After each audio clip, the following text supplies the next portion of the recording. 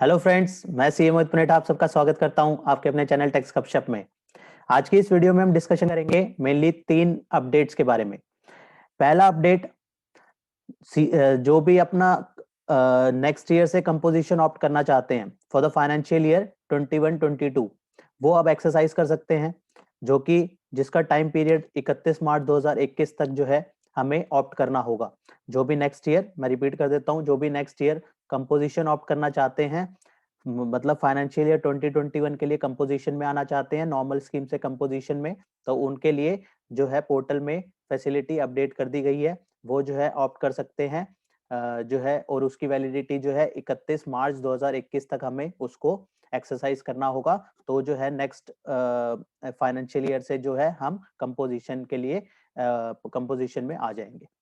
Second, अगर हम बात करें तो जैसे कि हम सब जानते हैं, अब जनवरी मंथ की हमें जो है GSTR 1 जो है अगर मंथली बेसिस पे है तो उसको 11 तारीख तक फाइल करनी है। अगर किसी की पेंडेंसी है, बहुत ही कम टाइम रह गया, फटाफट इसको फाइल कर दीजिए। अदरवाइज क्या होगा, उसके कॉन्सिक्वेंसेज हम ऑलरेडी डिस्कस कर चुके हैं कि वो 11 फिर बाद में फिर वो नेक्स्ट मंथ शो करेगा, काफी सारा जो है प्रॉब्लम क्रिएट हो सकती है जो है। इसलिए अगर इसको टाइमली फाइल कीजिए। इसके रिगार्डिंग जो है हमें डिस्कशन जो करनी है वो ये है कि पोर्टल में जो डेट शो कर रहा है वो as per actual due date show नहीं कर रहा है। मैं आपके साथ स्क्रीन में शेयर करता हूँ कि क्या ड्यू डेट जो है मंथली के बेसिस पे भी, मंथली केसेस पे भी शेयर वो शो कर रहा है पोर्टल, जो कि सही नहीं है। लेकिन हमें सही डेट ही लेके चलनी है। ये मंथली बेसिस हमने इस एसएससी का ऑप्ट किया है। इसमें फाइनेंशियल ईयर अगर हम फाइनेंशियल ईयर 2021 में जनवरी मंथ सेलेक्ट करते हैं तो हमारी यहाँ पे ड्यू डेट जो है GSTR 1 की 11 तारीख होनी चाहिए, 11 फरवरी 2021। तो ऐसे केसेस में यहाँ पे ड्यू डेट जो है वो क्वार्टरली वाली ही शो कर रहा है। मंथली बेसिस पे भी काफी केसेस पे जो है वो क्वार्टरली की शो कर रहा है, जो कि यहाँ पे चेंज होनी चाहिए। यहाँ पे होनी चाहिए थी 11 फरवरी 2021। 3B के लिए जो ड्यू डेट है वो सही शो कर रहा है, वो मंथली बेसिस पे ही इस पे शो कर रहा है।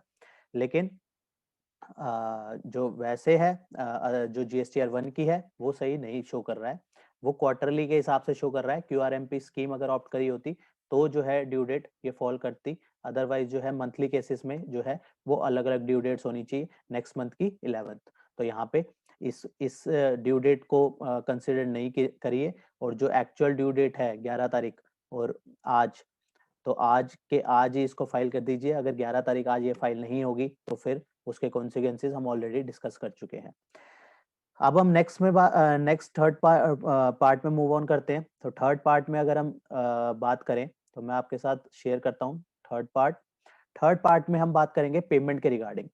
पेमेंट, जैसे कि हम सब जानते हैं, अब 3 वे है। हम ऑलरेडी प्रीवियस वीडियो में डिस्कस कर चुके हैं, इसको डिटेल में डिस्कस कर चुके हैं कि किस तरीके से हमें QRMP ऑप्ट करना है। तो हम सेल्फ असेसमेंट में और फिक्स सम मेथड में किस तरीके से पेमेंट करेंगे, या हम मंथली मोड में है तो हमारा किस तरीके से एनी अदर पेमेंट के थ्रू जो है पेमेंट होगा। इसमें प्रॉब्लम ये आ रही है कि जो QRMP स्कीम ऑप्ट करते हैं और उनकी दिसंबर की रिटर्न लेट हुई थी, दिसंबर की रिटर्न लेट थी, अब जो है उन्होंने QRMP स्कीम ऑप्ट करी है, तो वहां पे दिसंबर की रिटर्न लेट होने की वजह से उसकी लेट फी लेनी चाहिए थी जनवरी मंथ की रिटर्न में। लेकिन पोर्टल जो है यहाँ पे वो लेट फी नहीं ले रहा है। जब भी PMT 06 के तहत हम पेमेंट कर रहे हैं तो वहां पे जो है वो लेट फी कंसिडर नहीं कर रहा है। इसका मतलब ये नहीं है कि लेट फी नहीं लगेगी, एज पर लॉ जो है वो लेट फी लेवी है। यहाँ पे कलेक्शन नहीं हो रही, इसका मतलब ये नहीं है कि लेट फी हमें नहीं लगेगी। उसको आप लेट फी जो है उसके लिए अवेयर रहिए कि लेट फी की डिमांड आ सकती है। जैसे कि हम सब जानते हैं GSTR 1 के रिगार्डिंग भी नोटिस इशू होने लग गए हैं। हमने एक वीडियो में इसके रिगार्डिंग डिस्कशन भी की है कि अब जो है GSTR 1 फॉर द जुलाई 2017 से जो स्टार्टिंग से ही जो है उसकी लेवी कलेक्शन के नोटिस इशू होने लगे हैं। तो लेवी तो ऑलरेडी थी क्योंकि लॉ उसको परमिट करता था, अब उसके कलेक्शन के नोटिस, कि हमने डिटेल वीडियो में डिस्कशन करी थी सेक्शन 37 और 47 में।